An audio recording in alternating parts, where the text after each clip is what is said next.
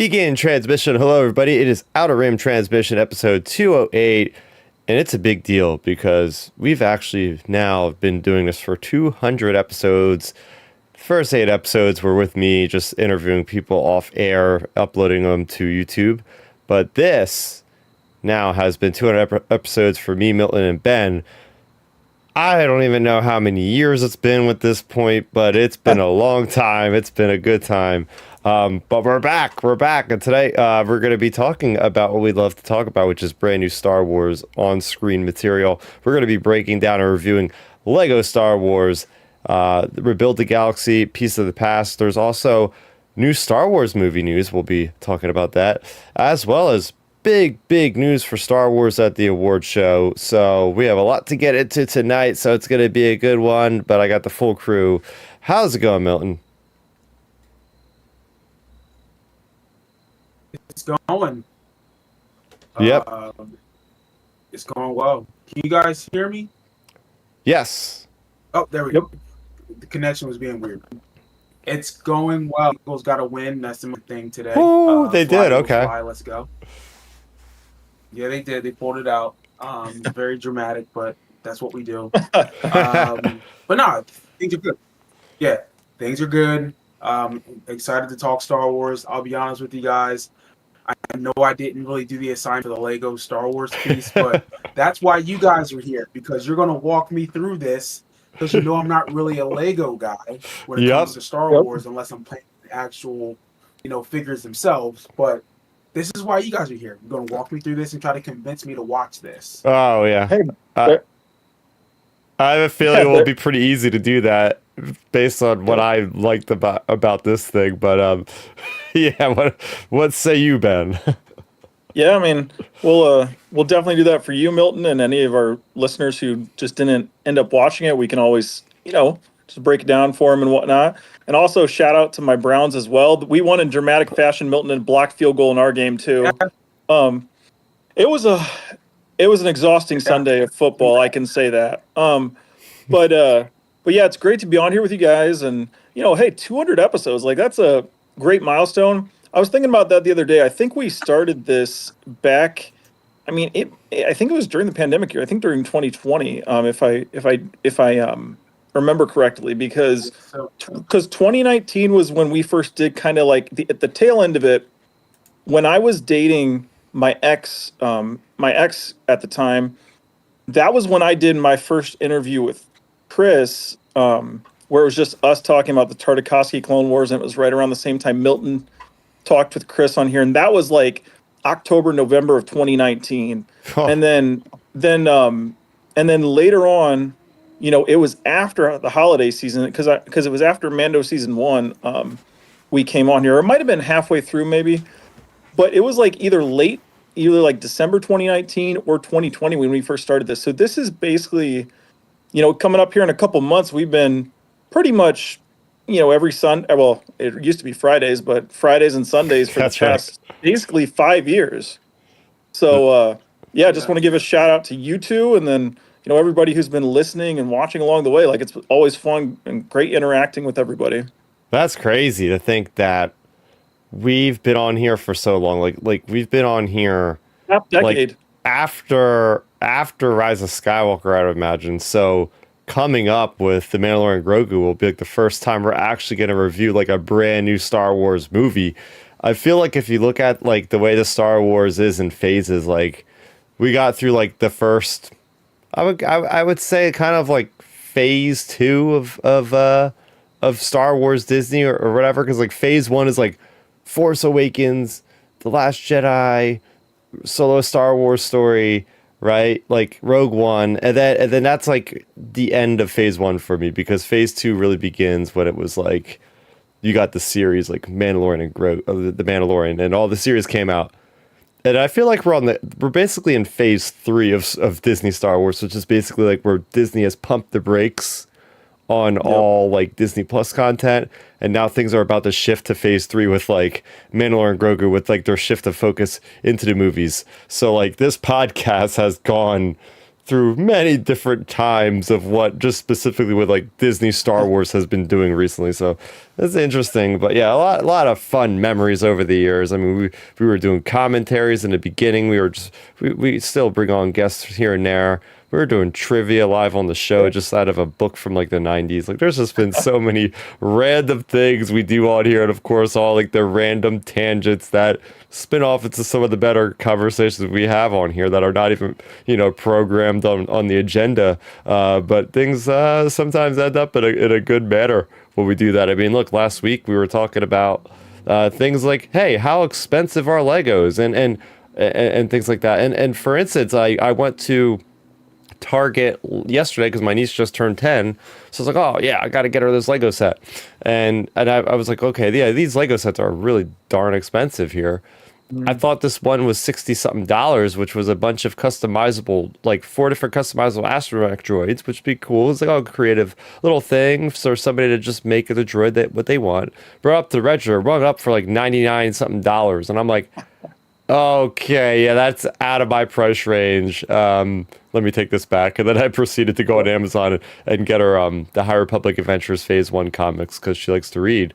So, Nice. yeah, that was like our discussion in my head as I'm like looking at the number on the register. I'm like, why are these things so expensive anymore? But, yeah.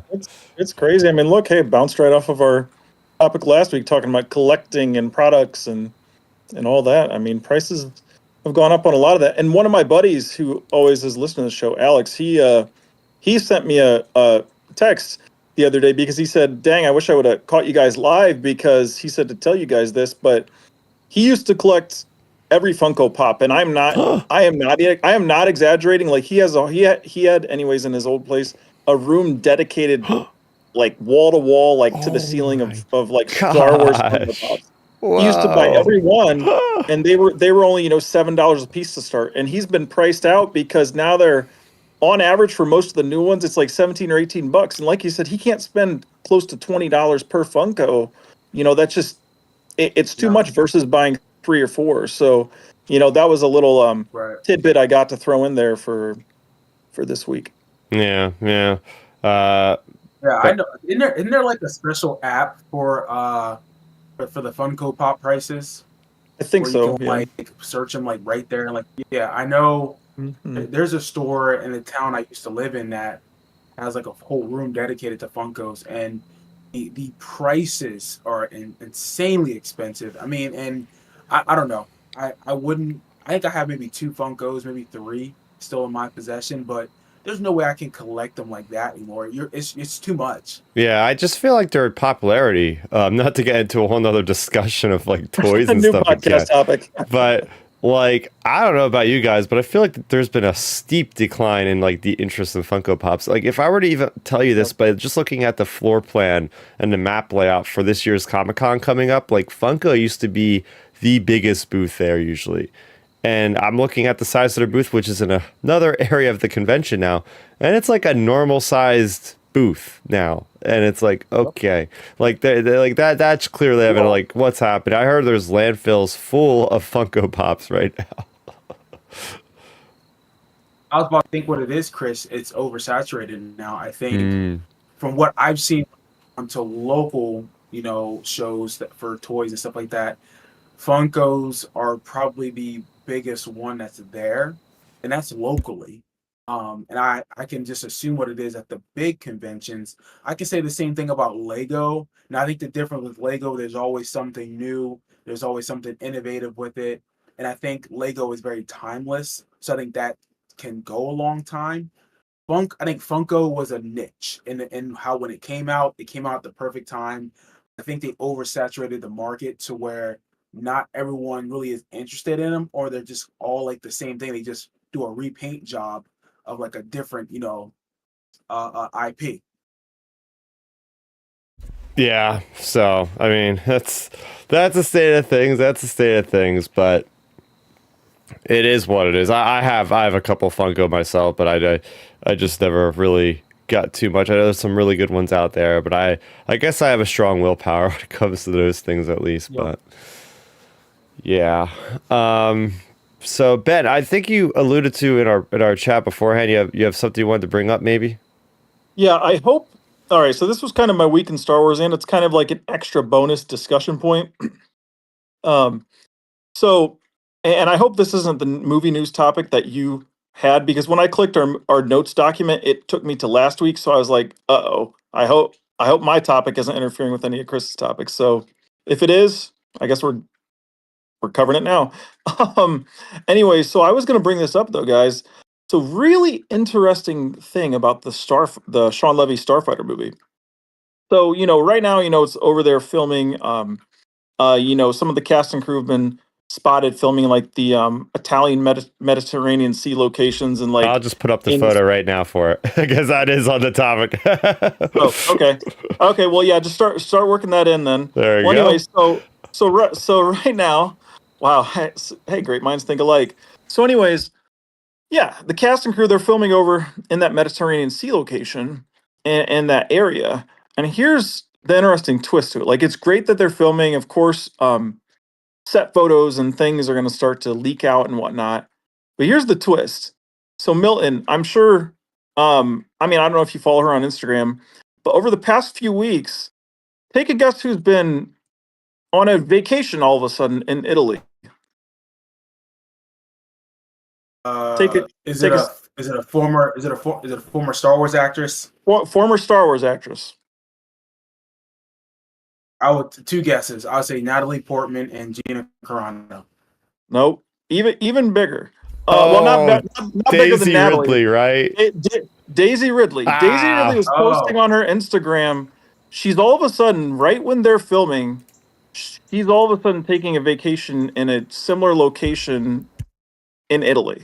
And it's like, all right, so what's going on here? Like, why would it could just be coincidence, but how many times have we seen this where an actress is supposedly on vacation, and especially for Star Wars, anyways, like, oh, Tamara Morrison is on vacation where they're filming Mandalorian season 2, or this or that, and he's in the show.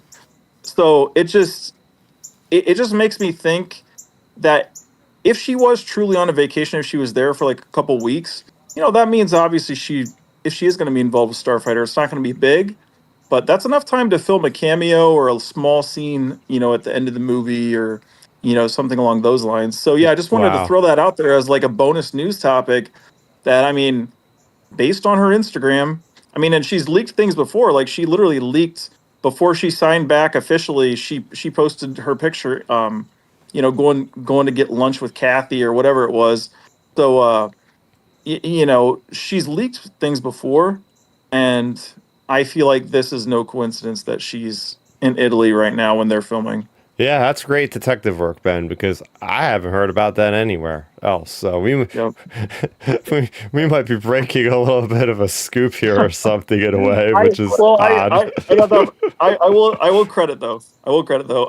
I got that Star Wars Meg posted about it Gotcha. yesterday or 2 days ago. But so I will credit her. Friends with her. But yeah. So it's just a really interesting thing, and if so, it just makes the implications more interesting. Like, maybe Gosling, or maybe the kid, maybe some of these people that we run into in this movie have some Force stuff, and like maybe they're early recruits for Daisy Ridley's potential Jedi Order. Yeah, that's very interesting. So let's break this down real quick because we are staring right now. If you're watching live on YouTube or after the fact, I have a photo of the Instagram post that Sean Levy made earlier in the week. This popped up, and it's an image of Ryan Gosling and the new star, which is supposed to be like his nephew, I think, is what we're going with. The actor's name is Flynn Gray. And the caption is something like "somewhere out in the Mediterranean" or something like that.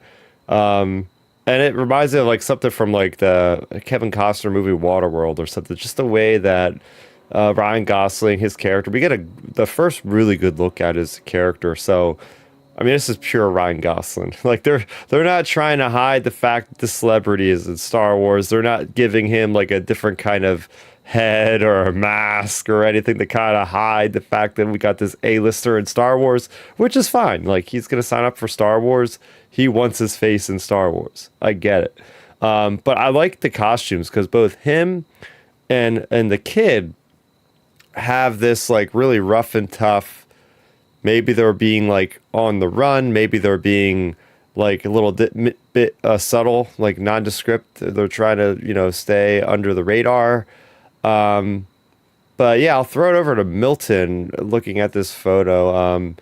I mean, this is our first real big one. I mean, with the announcement, we had like that black and white picture, which was fine. But what do you think about this one here? Yeah, I immediately thought of Waterworld with Kevin Costner, which that movie's a guilty pleasure of mine. I mean, look, it wasn't a great film when it came out, but it's a guilty pleasure, and when it's on, I stop to watch it. And Ryan Gosling reminds me of a young Kevin Costner at the time with this particular aesthetic and within the photo. So, yeah, that's the comparison that I went to.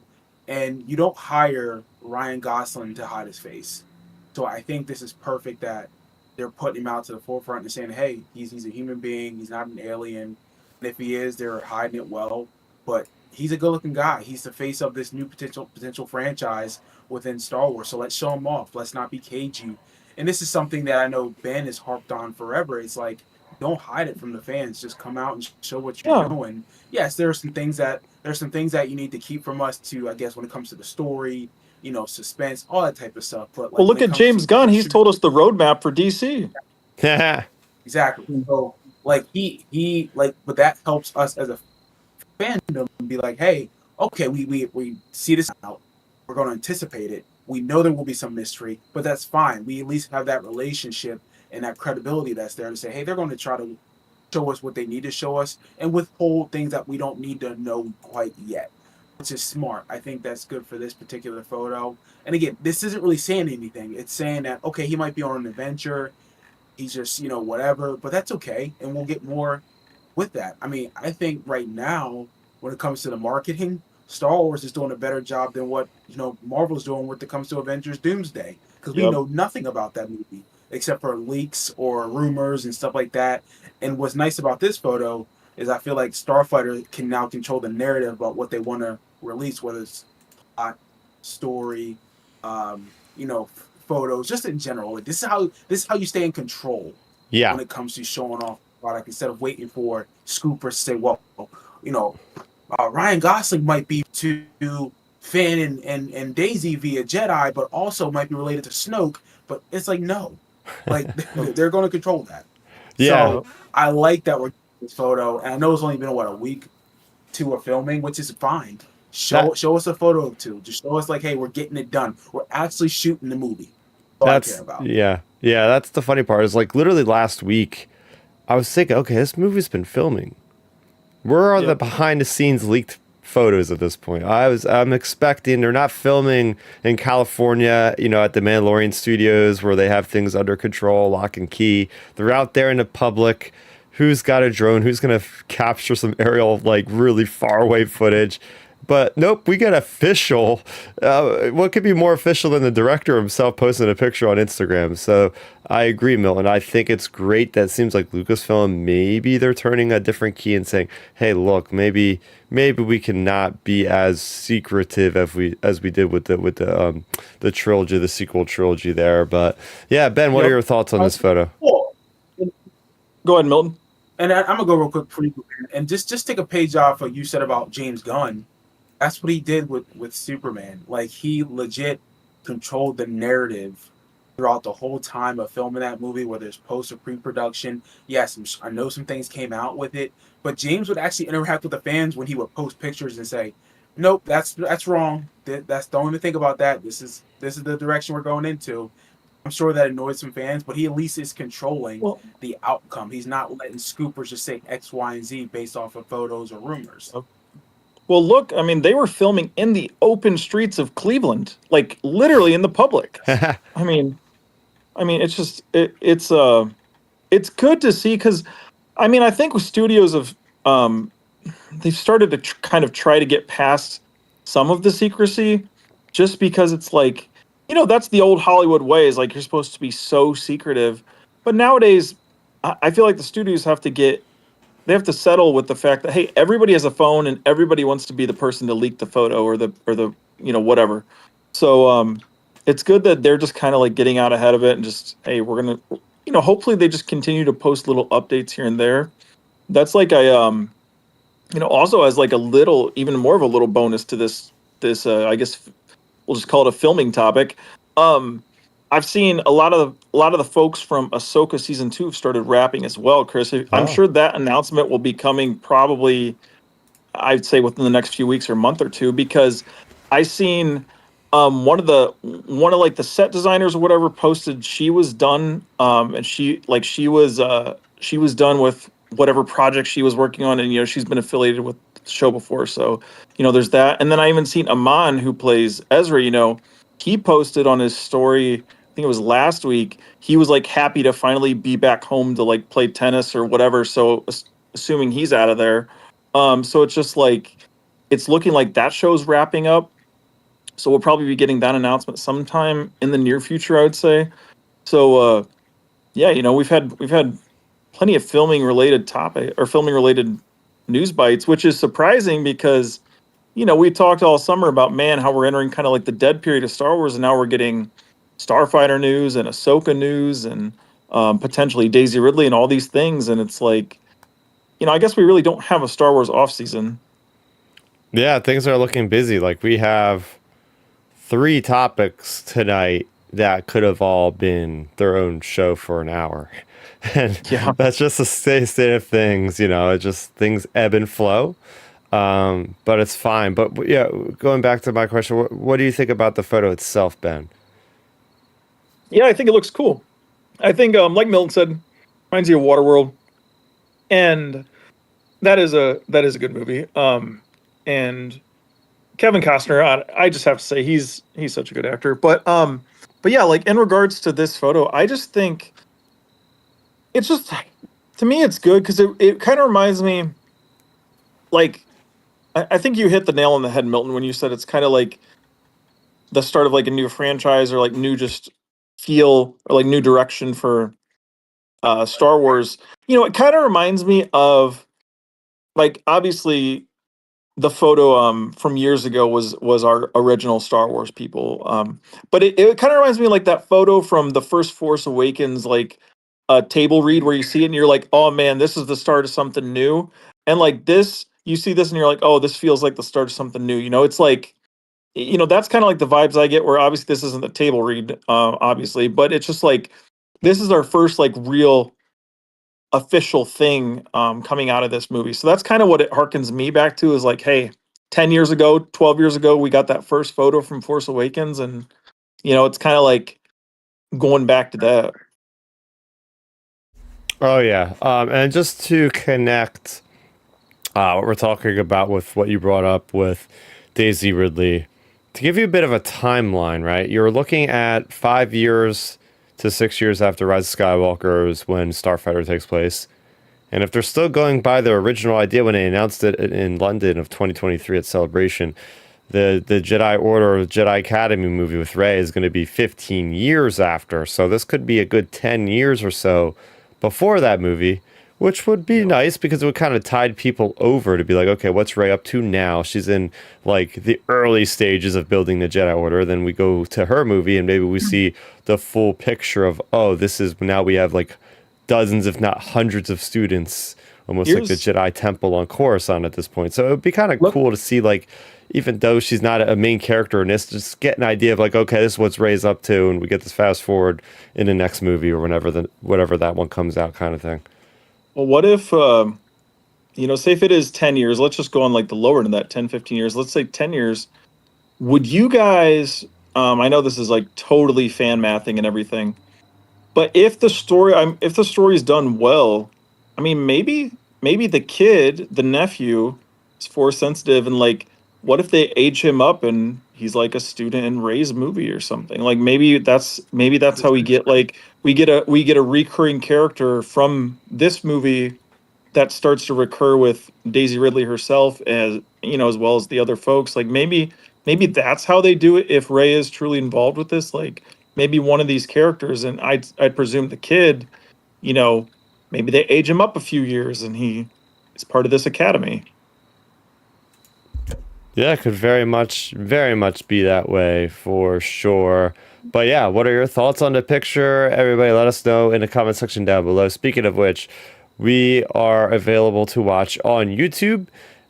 Make sure you go ahead and hit that subscribe, hit that bell icon so you know when we go live on the channel.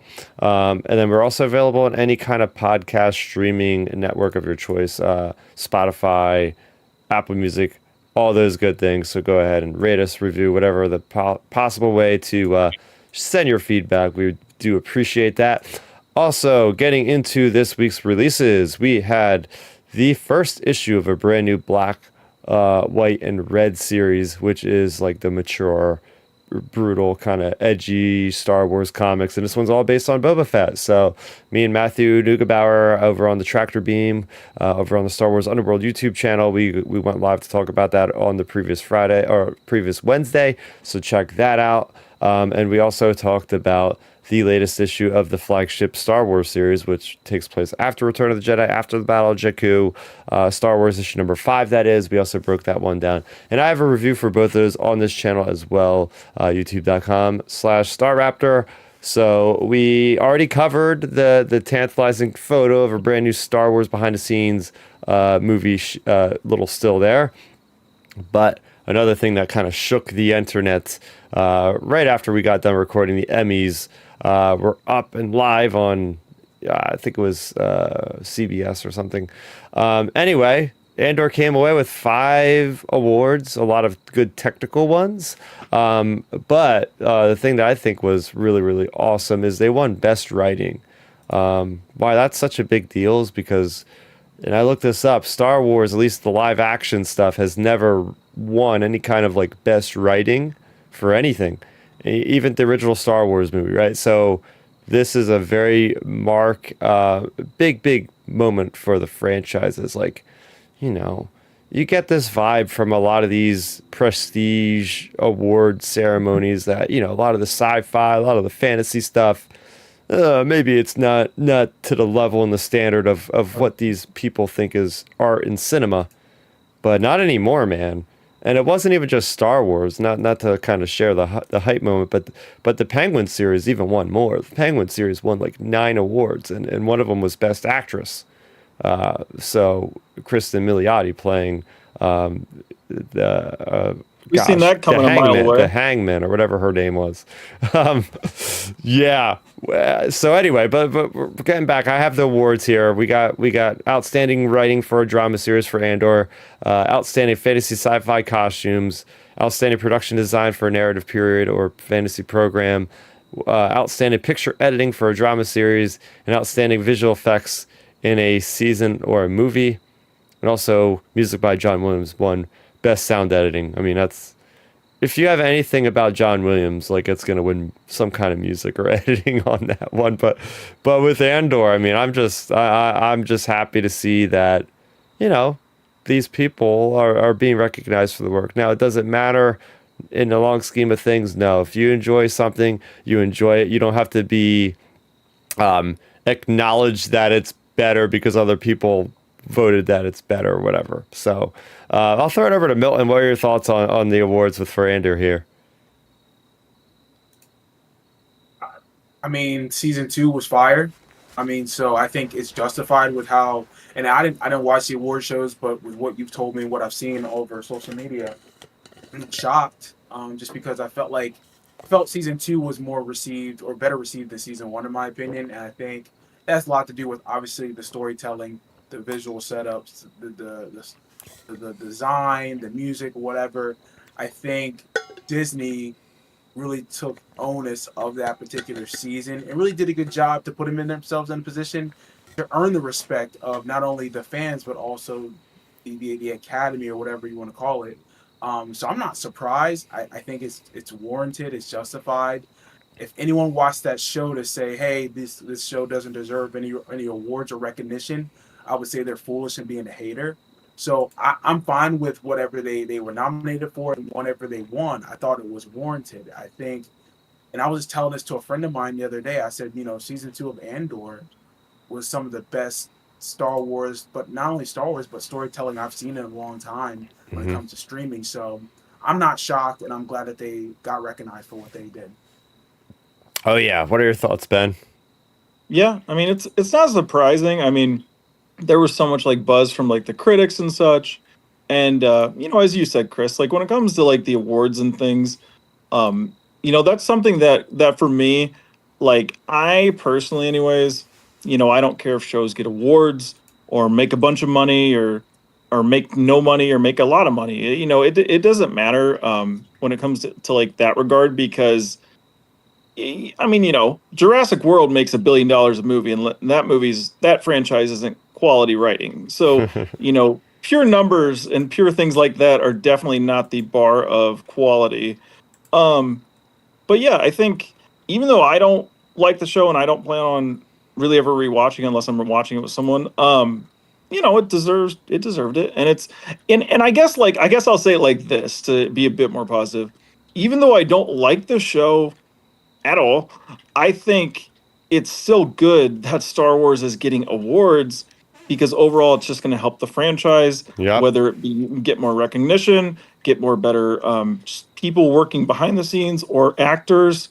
Because like maybe like Andor since maybe I don't know, maybe Ryan Gosling seen Andor was considered a quality show scrolling through his social media stuff, and then that influenced him to sign on with Sean Levy for the Starfighter movie, and then, like so it could just long term it could spiderweb into getting some better just quality talent at Lucasfilm as a whole, whether it be on screen or behind the camera.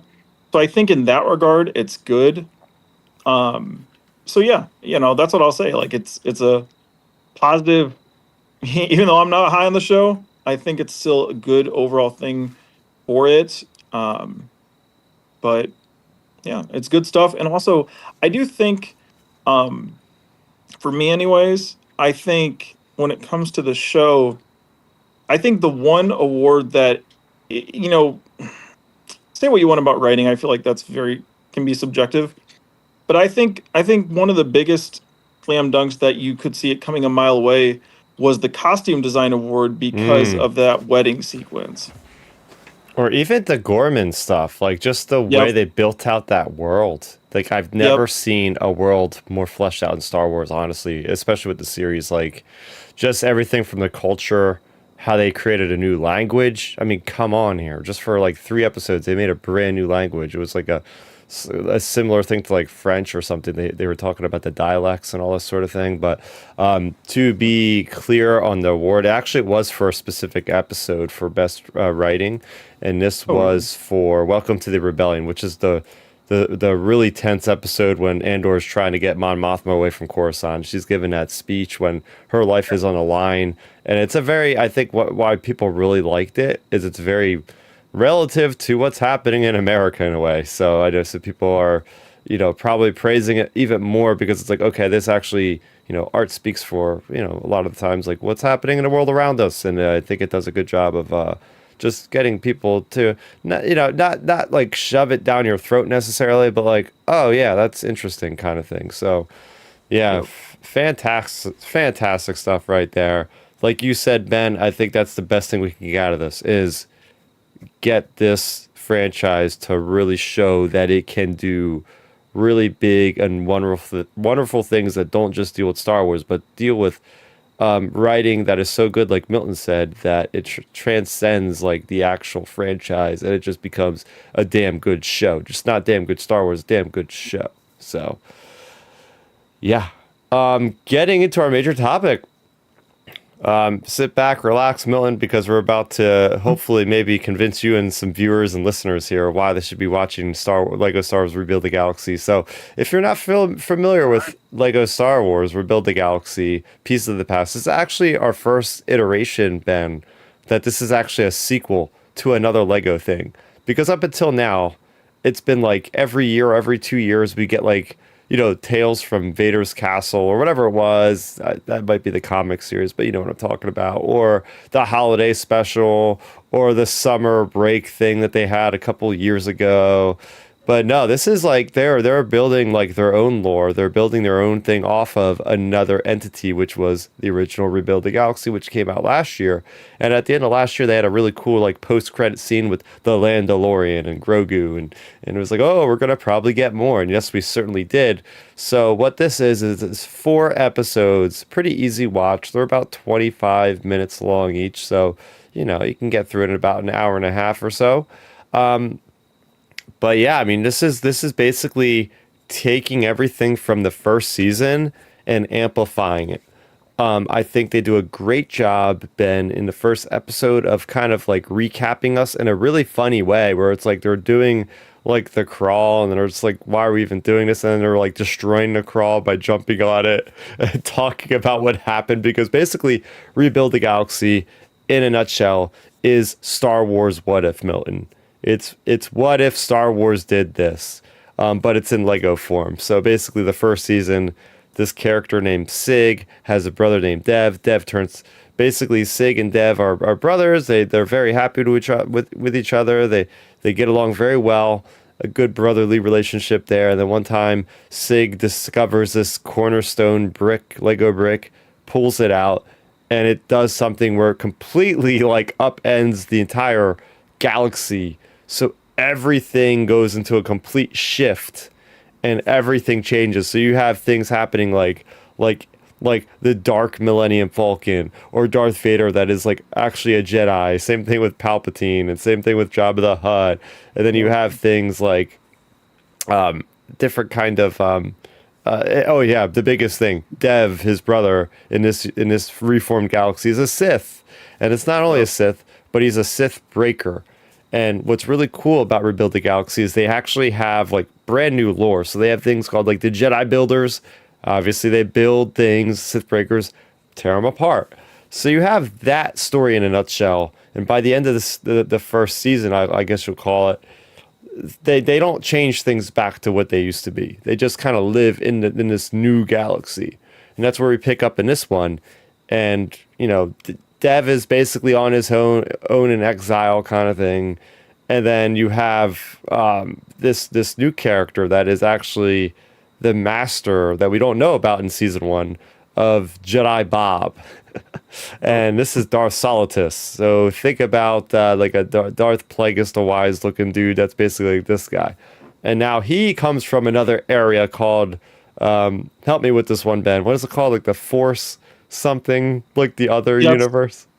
Yeah, it's like a different universe basically, because he came from a different universe. You also have also to throw in there while we're giving like a general overview, like you also, Milton, have Mark Hamill's Luke pulled in from like our Star Wars universe too, to throw that in there. And it's just cool seeing like you said, Chris, like kind of the relationship. You're getting like the master of Jedi Bob and like, these characters, they've, I guess pun intended, built on these characters from the first release of the show. And I think they've done a good job at doing it. Like, I guess I would say for it being a Lego show, if this makes sense, Chris, like it like adds value to watching the other Rebuild the Galaxy. Oh yeah. Yeah. So I don't know, just to sum it up, basically you have Darth Salatus, who's going to do evil things like Palpatine. He just wants the galaxy to be rid of everybody but himself. Like he just is tired of the noise, tired of the conflict, really. So his grand design is to use the what is it called? The obliteration blockade, the obliteration runner or something like that. It's like, I think it's the obliteration runner. So instead of like a blockade runner. So it's like a cross between a blockade runner and like a Lucre Hall droid control ship from the Phantom Menace. And it's like got this way of like sucking in and like completely turning things into the void, like sending things from this galaxy into a voided galaxy of nothingness. So that's his ultimate goal. Like any good Sith, They want to just destroy everything and keep it to themselves. So that's what we're looking at. But yeah, we have our main characters, and now in this one, it's like, and this is not a dead giveaway.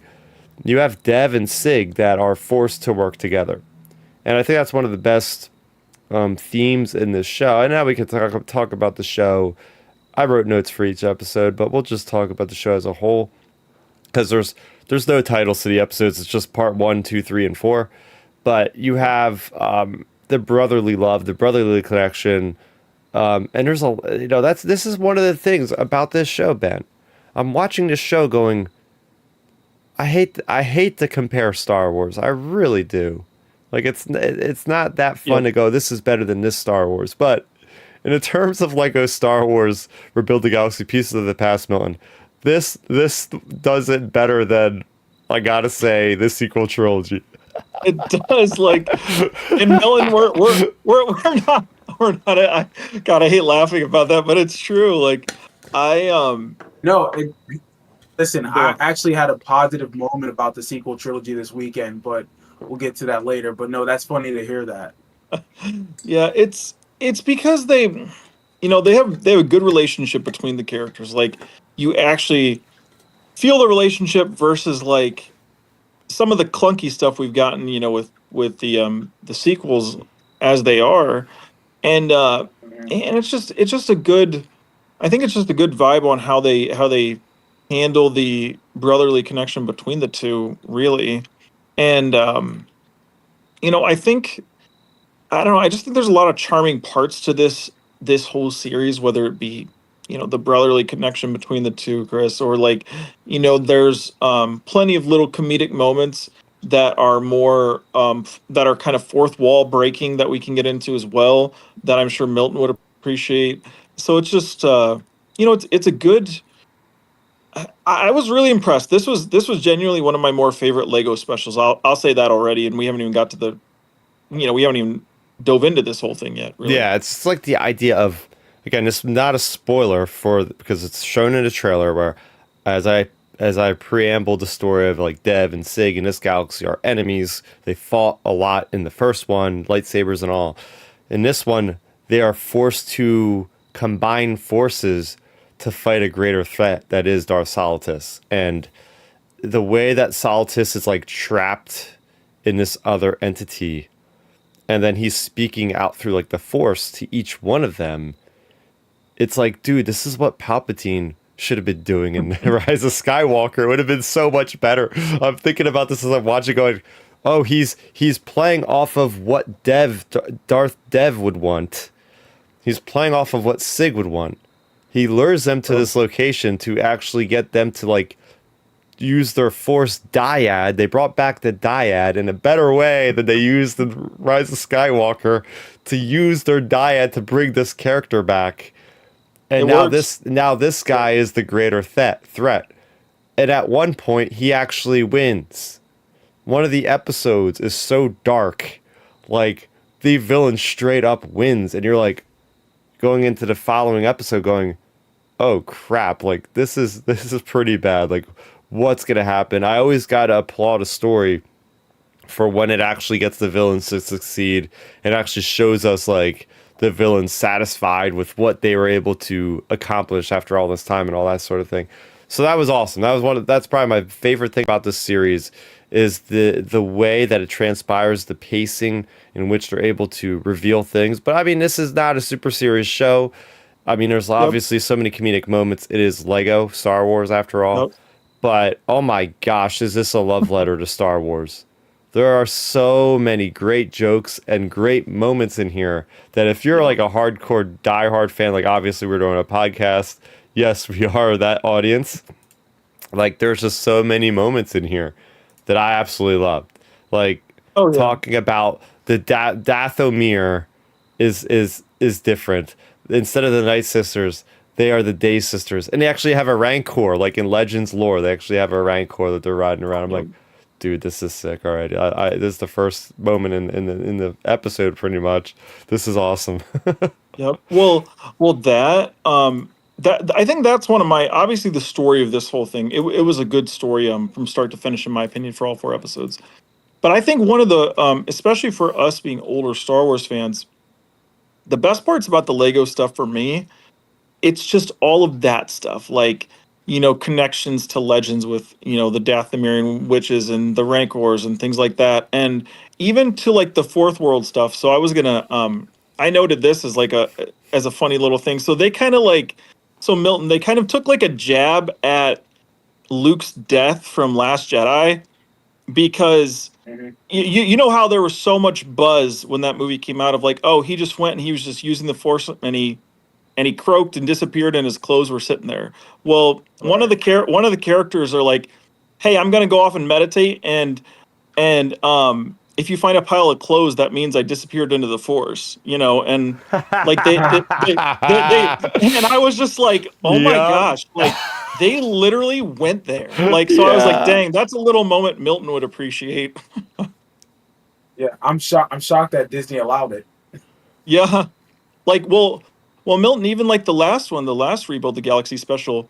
I mean, Mark Hamill's an executive producer on this show, and he was on the first range, and he literally took a shot at his arc in the sequels. He literally was like, "Wait, you're telling me I went off to an island after, he basically says after I did all that stuff during the original trilogy, I went off to an island to die, and like he took a direct jab at the sequels in the first iteration.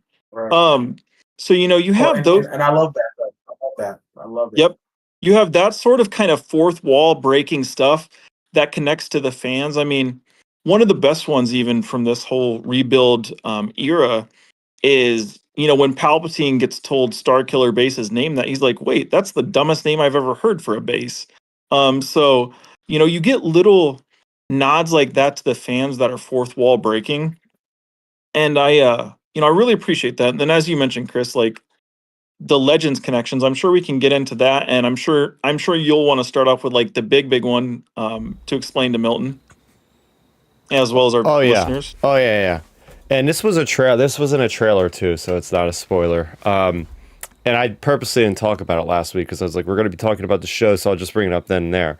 So they go to the other galaxy, and they're actually in the void. They're in like the void galaxy, whatever. I can't believe I forgot the name of the darn thing. Something with the Force, though. It's like this other zone where it's like where all the toys go to die, kind of thing. They all go to this one void part where they're collected by this Darth Salatus guy, and Darth Revan shows up. Freaking Darth Revan from Knights of the Republic is there, and even Sig makes a comment, goes, "Oh, you don't really talk much, do you?" Which is just hilarious because in the game itself, when you're playing that game, Revan never has a voice. Like you're selecting your comments and all that sort of thing. And it's not actually, sorry for spoilers that you play as Revan in like a 20-something-year-old game, but you're actually not making voice, you're not vocalizing until the Old Republic when Revan actually will talk. But I thought that was great. And they even had him with the red and the purple lightsaber jumping around and all that kind of stuff. So yeah, this was great. This is our first instance of a character like Revan on screen in the new regime of Disney Star Wars. And then Ben, I didn't even realize you picked out a couple characters. I was like, wait, who is this conspicuous redhead lady? It didn't even dawn on me at first. Yeah, so like there was like, so Milton, you'll be shocked at this. So first of all, the Revan appearance, and then they also threw in there. So in one of the episodes, when the character's like looking for help or whatever, there's a throwaway line when they're calling out. I think it's like Watto, Hux, like they're throwing out random names at like searching for help, and one of the names they say is Mara. What? Well, yeah, that's what's her name? Yessie or whatever. Is her name Yessie? Yeah. The one girl. Yeah. That was like a throwaway line, real quick when she was going through when they were like through those action sequences.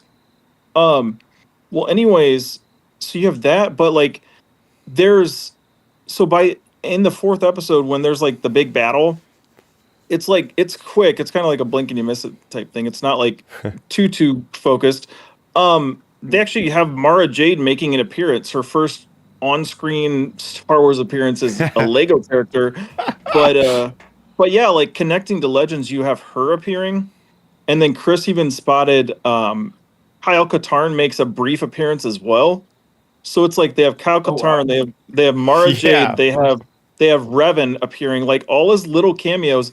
And Chris, I'm sure there's other cameos that we've missed because the show's just like boom, boom, boom, boom, boom, boom, boom, like just moving. But yeah, those are like the three big hitters. Like it's like you get those three huge Legends characters Oh my appearing. gosh. And then my most despised character in all of Star Wars makes an appearance. Freaking green rabbit named Jackson. And I'm like, Yep. dude. But they played it off so good because they acted just like I do towards the character in the show. They like freaking think he's annoying and all this stuff. And I'm like, they got the guy. What is his name? Is his name something Swartz? John Swartz or something like that? I think it's John or Jim Schwartz. I think The one that voices Sonic. doesn't he voice Sonic or Yeah, something? that guy. Yeah, it's like Jim or something like that. Ben yeah. Swartz. Ben Swartz. Oh, Ben. Yeah, So Schwartz. perfect casting. He's playing another furball character with kind of annoying. So I love that, but that was funny because I was like, okay, this actually kind of makes sense now. But yeah, I mean, and then even some other things like Cameron Monaghan comes back to voice Cal Kestis. I Cal was Kestis stunned at is in. that, I'm like, Chris. I forgot that he was supposed to be in this because I read his name in one of the casting lists and I just completely forgot. So that blew my mind because he's I wouldn't say he has a prominent role, but he does come back later towards the end where the a little action stunt, if you could spot. Again, there's like so many characters, like the scale, whether it be with the space fights, the dog fights, and then at the end with like you see in the trailer where there's like 100 different Lego figures, and it was so Yep. cool because then you have Ahsoka Tano in a brickhead form, and she's like, "Oh, I came from because like this void galaxy is like a combination of characters that came from other galaxies that got destroyed, and they ended up there." So she was talking about like her own galaxy had a bunch of these other brickhead type of characters like her. So it makes sense, like, why is she there? Because she came from another galaxy that got destroyed. And then you have, like, the gigantic, like, Chewbacca that Yep. came from another galaxy. And that's really entertaining as well. So, again, like, we talked about this when we were breaking down the trailer when we first see it. It's like, I like how they're branching out. Like, we know that Lego is not just minifigures now. They have a whole bunch of other sort of, like, forms of that line of things, and it's just fun to see all that. But and it's just like every time we see one of these Lego specials, it just looks better and better. I got to shout out just the animation to this stuff. It looks incredible. I Well, love the moment in the beginning when we catch up with Sig and he's training with Jedi Bob, and Jedi Bob is like, "Oh, you got to go get this thing to like finish this trial or whatever." And next thing you know, he's like Sig is like, the master Jedi builder. He's transforming into like all these different ships from like a TIE interceptor instantly to like a Republic yep. gunship into an ATTE and like all this stuff. And it's so cool to watch because whenever they have any like fast action or building moments like this, they like kind of do this thing with like the frames per second where it's kind of like slowed down for that specific like thing on the screen, but everything else is like normal speed. So it's got this like really cool flair to the design of like the art and everything where it's like when things are moving they like slow down, but it looks so Yep. cool. And that's with the fighting too, so I got to give them praise for that. Oh yeah. Oh yeah. It is. It's really cool visually how they handle this show. You see the wide array of the minifigures and the vehicles and the different Lego model types and I just love. I think a lot of it too. Like I think for me as well as a lot of people, we really like this series as a whole, just for the whole like what if aspect of it. Because like even we forgot to mention, okay, so Milton instead of Padme being Queen of Naboo, Yeah. she's the pirate queen, and like her enforcer is like an evil C-3PO, and they even make 3PO kind of menacing, where when he's talking to the characters, they have to of course use his um odds line. He's like, "Oh, the odds of me destroying all of you are 4 billion, blah blah blah blah blah to one." And they're like, "Oh no, we don't like, we can't stand when 3PO tells us the odds like that." And you got little things like that, but like characters are flipped on their heads. Like you have Padme being a pirate queen. And I think, Chris, I meant to ask you in the chat before we got started, is that the Kenobi voice actor from the Clone Wars show who was playing Kenobi in this? Because I'm it sure it sounded was just James like Arnold. him. I'm sure it had to be James Arnold Taylor. Okay. He Okay, yeah, always does because the animation. James Arnold Taylor's back, Milton, to play an evil Obi-Wan in this, Well, actually. Padme is Catherine Tabor that does the Clone Wars Padme. Yeah, yeah. Oh, see, Oh yeah, that's her. I thought she sounded familiar. They brought back like everybody, man. It was awesome to see. Yo, even Darth Jar Jar with Ahmed Best was back in action. He was cracking That was me up because awesome. he's got the damn robot legs like Darth Maul, man. It's like, come on, this is just so fun. I love seeing the creativity here. Oh, speaking of that, we didn't even talk about that. Darth Maul's in this too, Milton. I mean, you get him, and And he's the Baron Administrator of Snow City or whatever the hell it was. It's like Cloud Yep. City on the snow. it's Sam Witwer, I'm pretty sure. And he's singing. He's like singing like half the time, just random Yep. stuff. Like he's doing like the Duel of the Fates stuff as he's talking. It's like, dude, this is hilarious stuff. The writers on this are freaking great. Yeah. I love the comedy that they've introduced with this. And like I think that's where if folks like maybe Milton or other people who may have kind of like questioned the series a little bit, I think that'll be the most charming thing about this for like for you, Milton, for example, is just seeing kind of like the what if scenarios, like these characters flipped on their heads, like good guys being bad guys being good guys. You have obviously have the Landalorian. Lando's playing the Mando character in this, and he does a really good job with it. And whoever's the voice actor for Lando does a really good Billy D, by the way. But No, I think it actually is Billy D. are you kidding me? Billy D's doing a Lego show? Yeah. Wow. I was looking at the roster while you guys were talking. Yeah, I was very. I'm correct. So far, what I'm hearing, He's like it 90. sounds like something I should check out. Just because you mentioned the what if aspect, and I actually do like season 1 and 2 of Marvel's What If series. Mhm. I'm a big animation guy, so I think with the Lego thing, even though it's not my thing to watch, with what I'm hearing, it sounds like I should at least check out the first 2 episodes, see if I'm going to finish the next 3 and 4. But so far, it seems like it's a good, like folk tale make believe what if of what Star Wars could be.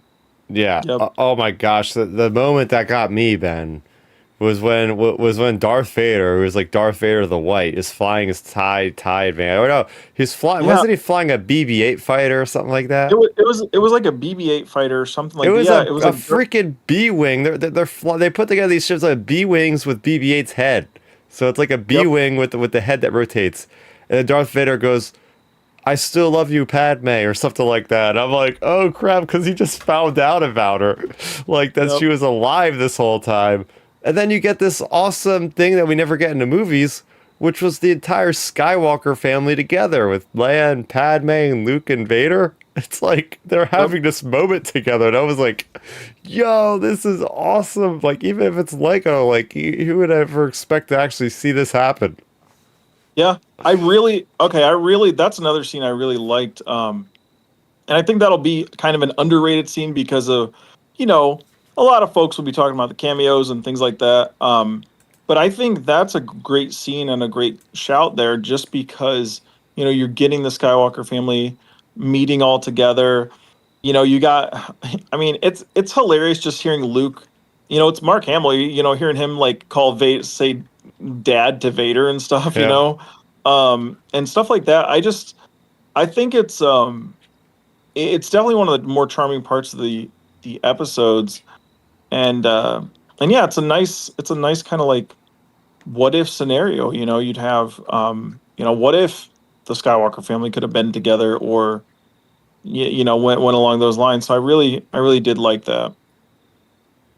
Yeah. So, I don't want to give too much away here, but like, I think that's a good enough place to call. I think we might have convinced. I mean, he said it himself. I think we convinced. So I think we did our job here tonight, Ben. Hopefully, some other viewers and listeners out here. We'll give it a shot. We'll give it a chance because I think it is what it is really nice for me. And it's the same feeling I'll have when I watch Star Wars Visions next month is the idea that, I'm so well engrossed with canon, with the comics and the books and the series and the movies and the video games that when something isn't canon, I don't go, oh man. Nowadays, I'm like, oh, it's nice to just like, let's put everything out the window and just see what the creators are doing with the story and seeing how this is because now I don't have to worry about this character is supposed to be in point A and this thing doesn't exist yet. What's going on here? No, this is all fictional in a fictional version of Star Wars, which is already a fictional universe to begin with. So it's nice to just be able to experience something like this on the one I watched them all, a couple hours apart on the same day. But it was a really, really fun, joyous experience. I hope we get more. I mean, it leaves off for, I guess there could be more, but I could also see it not continuing maybe. Well, I guess, if enough people chatter about it, they'll hopefully make more. My last thought too with this is they need to make a Star Wars video game like this. Yep. I know they made the Skywalker saga. I know. This who is it? TT Games is making the Batman Lego games, which actually look really fun. They're making a Batman video game. But after they're done with Batman, I think if they did something like this extreme with the Star Wars universe, where you could like build things like X-Wing TIE fighters and all kind of crazy stuff, like different characters being evil and all that stuff, they could just make like the sequel to this series with the game. And that would be awesome, So yep. There you go, Lucasfilm. I'm sure you thought about it already, but you have my vote of confidence if you want to go that route with the next Lego Star Wars game. Oh yeah, I can completely back everything that you just said. I think this was a really good episode, a really good series or a really good season that they dropped of this series, just because it hits all of our points. It hits. It's first of all, it's a good story with the characters that are new to the show. Sig and Dev and all those people. You get a good solid story out of the main characters, and then you have all of the layered on fun stuff that's fun for all fans, whether it be the what if stuff or the Legends callbacks, or even for the people like us that are in this social media crazy online Star Wars talk, the fourth wall breaking things. You have that sort of stuff thrown in there too. And I've said it before. You guys have heard me talk about it on this podcast. I pretty much probably said it the past 5 years on this show, really, is, one thing I've always said on here, Milton, is I think Star Wars is always so buttoned up and so serious and so tight. Like, they need some self-deprecating humor, just like, chill. It's just Star Wars at the end of the day, folks. Sometimes when Star Wars is so serious and so buttoned up about every little thing, and like they're scared to say anything in the media because they don't want to upset anybody. Like, heck, back in the day when the Kenobi controversy was going on with the Inquisitor, they should have just came out and made fun of him and been like, hey guys, yeah, I got a big head, whatever, yada yada yada, move on. And people would have laughed it off. And so this show has that capability to kind of break the fourth wall and do these moments. Look, they let Mark Hamill basically vent his thoughts on the sequel trilogy in a Disney property, which is insane to think about. I'm really impressed with the show. I'm impressed with the freedom that they have. And yeah, I definitely recommend it to anybody that hasn't seen it. There you go. So yeah, let us know in the comment section down below. I recommend this. I simply, if you couldn't tell, I liked it. I liked it a lot. I would give this probably like an 8.5 out of 10 if I were to just name a number off the top of my head. So it's a great Star Wars entity and a great year of Star Wars. Had Andor. We have Lego Star Wars. We got Visions coming out. I expect good things from Visions. I haven't heard much, but I'm expecting really good things out of Visions Volume 3. So we're doing pretty well this year. So there you go. So I think we'll call it there for this episode 208 of Outer Rim Transmission. I'll throw it over to Milton for where the people can find you online. Yeah, you guys can find me on X at Milton Weber 7 or on Instagram at Milton 7 Weber. I'm super hyped for Visions next month. I mean, that's some of the best Star Wars that I've seen in a Yep. long time. Can't wait for that. Glad we had episode, well, technically 208, but 200, which is fire. So that's crazy that we're still doing this. And then hot take, because this is kind of like my week in Star Wars. Hot take, the Star Wars sequel trilogy trailers are actually better than the movies themselves, with the exception of The Force Awakens. I've come to terms that the trailers were awesome. I just rewatched the trailers this past week. I don't know why. They were just on my mind. Yep. Love the trailers. The marketing was great in that sense. However, we know those last two movies weren't the best. The Force Awakens was pretty damn good, but that's my hot take. Trailers were dope, movies were but that's it though. Yeah. I mean, I guess I'll give my input on that then too. I agree with you on that. I think the trailers were really good for me. I would say I would say for me personally, I think obviously Force Awakens trailer that hit hard because of the whole like Chewie we're home thing. But to me, the best trailer of the sequels is the Last Jedi trailer where it's the Luke saying time for the Jedi to end, yada yada, that Yeah. whole thing. Yes, That such a trailer good was trailer. epic. Insane. And listen, every time I watch it, I just yell at myself. I said, I hate this movie, but I love this trailer because it's so good. I'm Mm. thinking, That oh shows how my good the god, marketing was. yes. And then subconsciously, I say to myself, Mark Hamill and Ryan Johnson was warning us the whole time that they're going to switch Star Wars up on us, and we should have listened then, but we didn't. And it's like, okay, that's how you got it still sucked in. Love those trailers. Movies weren't, but whatever. Like it just that's been my hot take the last week and a Yeah. half with seeing those trailers pop up in my feed again. Oh So, yeah, but yeah. yeah, I mean, my 2 cents on the matter is like those trailers set such a high expectation for Star Wars trailers to yes. come that they haven't ever gotten to that point. I mean, you look at the Mandalorian Mhm. trailers; they're kind of crappy. I hate to say it, but like those All the Disney trailers, Plus trailers yeah, are. all the Disney Plus trailers, like I don't even get excited about them anymore because there's just a certain amount that they just They're don't bad. like put enough emphasis into like getting people excited the way that they got us excited with like crazy proclamations like it's now, time for the Jedi to end. Like we don't get that kind of caliber, hard hitting quotes or imagery in any of the Disney Plus series. So I hope that we go crazy with the Mandalorian Grogu trailer, which I mean, come on now. We're getting closer here. It's like this thing. Why would you not have a trailer? So, and then Starfighter trailer. That You I would, expect a lot out of that. right. Well, here's the thing though. You would think with this property that's actually universally loved when it comes to Mandalorian and Grogu, you would think they would use the tactics they used back in 2015, 2017, and 2019 with the how they marketed those trailers. So this would be the time to kind of reinvigorate and hype up that property because we haven't heard much about that movie in particular or really seen much to it except for a couple still shots. But it's like, okay, now let's use that marketing that worked actually for your properties, 8 years ago. Yeah, Yeah. yeah. Fun little note to end on there. But yes, follow. Everybody can follow Milton on all those places. And Ben, where can I follow you? Oh yeah.